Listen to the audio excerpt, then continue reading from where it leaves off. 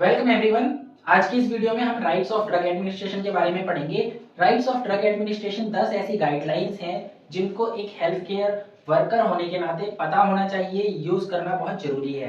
इन guidelines को इसलिए बनाया गया है क्योंकि जब कोई health care worker drug administration करता है, मेडिकेशन देता है किसी पेशेंट को, तो उस दौरान वर्कलोड होने की वजह से बहुत सारे एरर्स हो सकते हैं। तो उन एरर्स से बचा जाए इसलिए हम क्या करते हैं, इन 10 गाइडलाइंस को फॉलो करते हैं। तो जिसमें सबसे पहला राइट आता है राइट पेशेंट, यानी कोई भी फिजिशियन हमें एक ऑर्डर लिख कर देता है, मेडिकेशन लिख कर देता है किसी भी नर्सिंग स्टाफ को, अदर हेल्थ केयर वर्कर को कि इस ड्रग को एडमिनिस्ट्रेशन करना है, तो उस ड्रग को, उस मेडिकेशन को सही पेशेंट तक पहुंचाया जाए। ऐसा ना हो कि किसी गलत पेशेंट को हम वो मेडिकेशन दे दें। तो इसलिए सबसे पहले राइट पेशेंट हमें सिलेक्ट करना है, इस बात का ध्यान रखना है। तो उसके लिए हम क्या करेंगे, पेशेंट की आइडेंटिफिकेशन करेंगे। पेशेंट आइडेंटिफिकेशन में हम सबसे पहले पेशेंट का नाम पूछेंगे। कई बार होता है कि सेम नाम के पेशेंट एक से ज्यादा हो सकते हैं, तो उसमें कोई मिसकॉन्सेप्शन ना हो, कुछ गलती ना हो हमसे, तो इसलिए हम उसका फादर्स नेम कंफर्म करते हैं, डेट ऑफ बर्थ कंफर्म करते हैं। लेट सपोज अगर कोई पेशेंट अनकॉन्शियस है, उसके साथ में उसका अटेंडेंट भी नहीं है, तो उस पेशेंट की हम यूएचआईडी मैच करेंगे और उस यूएचआईडी मैच करके हम उसको ड्रग एडमिनिस्ट्रेशन करेंगे। यूएचआईडी एक यूनिक हेल्थ आईडी होती है जो हर अलग पेशेंट की अलग आईडी होती है। तो सबसे पहला काम है राइट पेशेंट को देखना। दूसरा काम यहाँ पर क्या है, राइट ड्रग। दूसरा जो राइट है वो है राइट ड्रग। इसमें हम क्या करते हैं, फिजिशियन का ऑर्डर देखते हैं, जो लिख करके फिजिशियन ने हमें मेडिकेशन ड्रग्स दिए हैं वो हम चेक करेंगे। उसमें सही से डॉक्टर की लैंग्वेज पढ़ेंगे कि उसमें आखिर लिखा क्या है। फिर हम ट्रिपल चेक करेंगे। इसमें ट्रिपल चेक हम कब कब करते हैं, पहला व्हेन रिट्रीविंग, दूसरा प्रिपरेशन, तीसरा एडमिनिस्ट्रेशन ऑफ ड्रग। रिट्रीविंग मतलब जब भी हम कोई ड्रग निकालने जा रहे हैं तो हमें पहले चेक कर लेना है कि उस पर्चे में लिखा क्या है, फिजिशियन ने उसका ऑर्डर चेक करना है, जिस ड्रग का नाम लिखा हो वही ड्रग हमें निकालना है।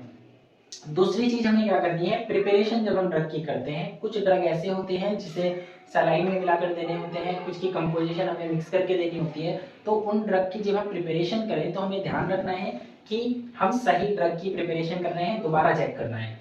फिर तीसरी बार कब चेक करना है, जब हम उस ड्रग को प्रिपेयर करके एडमिनिस्ट्रेशन करने जा रहे हैं पेशेंट को, तो हमें ड्रग की डोज एकदम सही चेक कर लेनी है कि सही ड्रग दे रहे हैं हम, सही प्रिपरेशन करी है हमने, देन उसमें एडमिनिस्ट्रेशन करना है।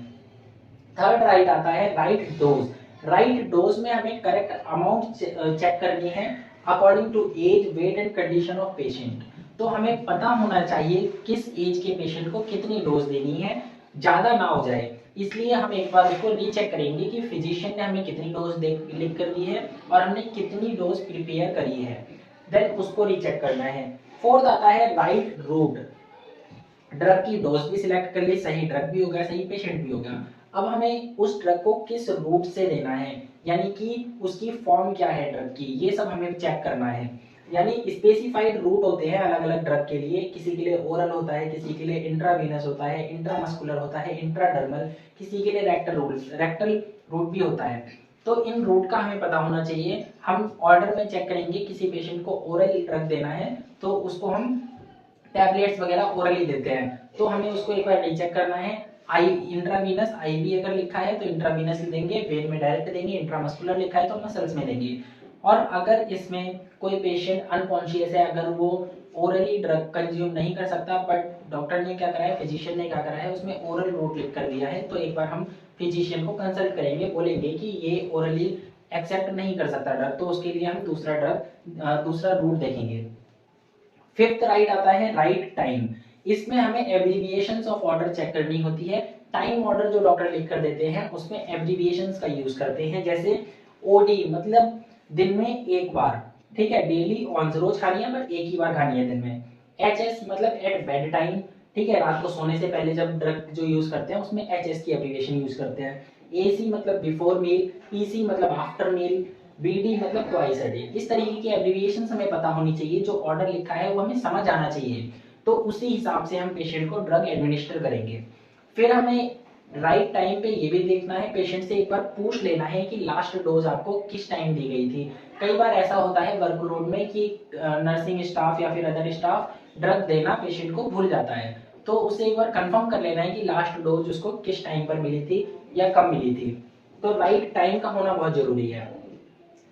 सिक्स्थ राइट आता है यहाँ पर राइट एजुकेशन। राइट एजुकेशन में हमें पेशेंट को इन्फॉर्मेशन देनी है अबाउट द ड्रग। जो मेडिकेशन हम यूज कर रहे हैं उस मेडिकेशन के क्या क्या डिजायर्ड इफेक्ट जो हम चाहते हैं वो हो सकते हैं, क्या क्या साइड इफेक्ट हो सकते हैं, क्या क्या उस ड्रग की एलर्जीज, उसके साइड इफेक्ट के बाद हमें पेशेंट से ये जरूर कंफर्म करना है कि आपको इस ड्रग से कोई एलर्जी तो नहीं है। दूसरा साइड इफेक्ट भी बताने हैं कि इस ड्रग को हम यूज तो कर देंगे बट इसके ये साइड इफेक्ट हो सकते हैं। तीसरी चीज कि हमें ये भी बताना है, रीजन बताना है कि ये ड्रग हम इसलिए दे रहे हैं, आपको सर दर्द हो रहा था, आपको बुखार हो रहा है, इसलिए हम इस ड्रग का यूज कर रहे हैं, हमें ये बात पेशेंट को बोलकर फिर ड्रग एडमिनिस्टर करना है।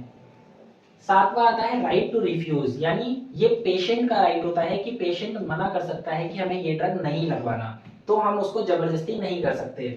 इसमें पहला मना करने वाला जो व्यक्ति होगा वो पेशेंट अगर खुद मना नहीं कर सकता, पेशेंट अनकॉन्शियस है, अगर उसके फैमिली मेंबर कोई या उसके साथ जो उसका अटेंडेंट है, गार्जियन है, वो मना करता है कि हमें इस ड्रग का यूज नहीं करवाना इस पेशेंट पर, तो हम उसको जबरदस्ती नहीं कर सकते। हमें क्या करना है, एक्सप्लेन कॉन्सिक्वेंसेस ऑफ रिफ्यूज, यानी पेशेंट ने मना कर दिया ये ड्रग हम यूज नहीं करवाएंगे, तो हमें उसे ये बताना पड़ेगा कि इस ड्रग को यूज ना करने से आपको क्या क्या परेशानी हो सकती है। दूसरी, डॉक्यूमेंट रिफ्यूजल, हमें क्या करना है, जो पेशेंट ने मना कर दिया या उसके अटेंडेंट ने मना कर दिया कि ये ड्रग हम नहीं लगवाना चाहते, तो हमें उससे लिखवा लेना है, उसको नोट करवा देना है कि इस रीजन से इस पेशेंट ने हमें ये ड्रग देने से मना कर दिया, तो उसका एडमिनिस्ट्रेशन नहीं हुआ है, तो ये हमें नोट डालना होता है।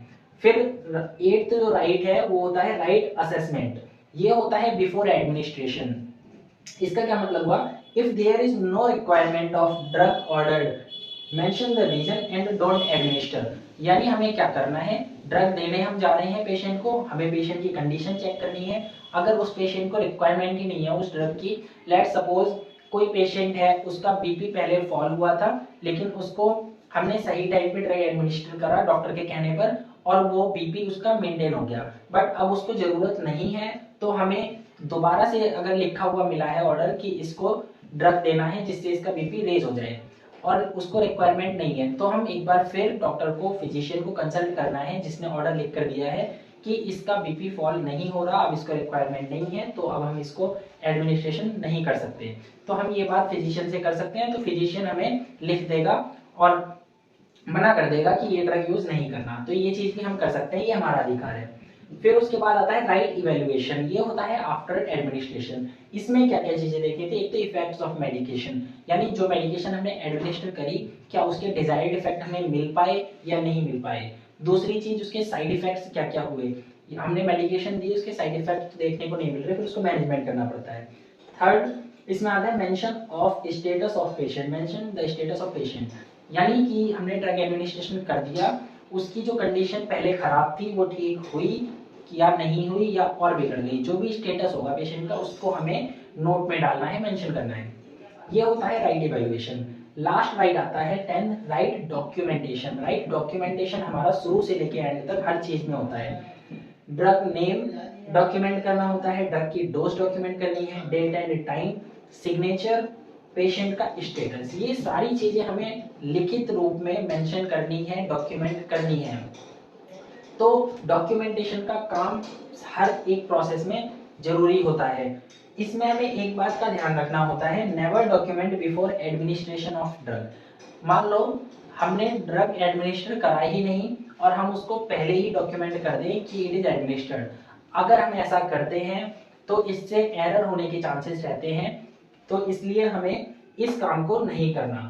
ये हमारे थे 10 rights of drug administration. In rights का पता होना बहुत जरूरी है, क्योंकि कोई भी पेशेंट अगर हेल्थ केयर वर्कर पर लीगल एक्शन करता है तो उसमें ये बहुत ज़्यादा सपोर्टिव होते हैं, जिसमें डॉक्यूमेंटेशन बहुत इंपॉर्टेंट होता है। अगर आपने सारी चीज़ें डॉक्यूमेंट करके रखी हैं तो कोई भी बिना मतलब में आप पर लीगल एक्शन नहीं कर सकता। तो ये चीज़ें हेल्थ केयर वर्कर के लिए एज वेल एज पेशेंट्स के लिए भी जानना बहुत ज़्यादा जरूरी होती है। तो इन्हीं बातों का ध्यान रखें। आज के लिए इतना ही। जय हिंद, जय भारत।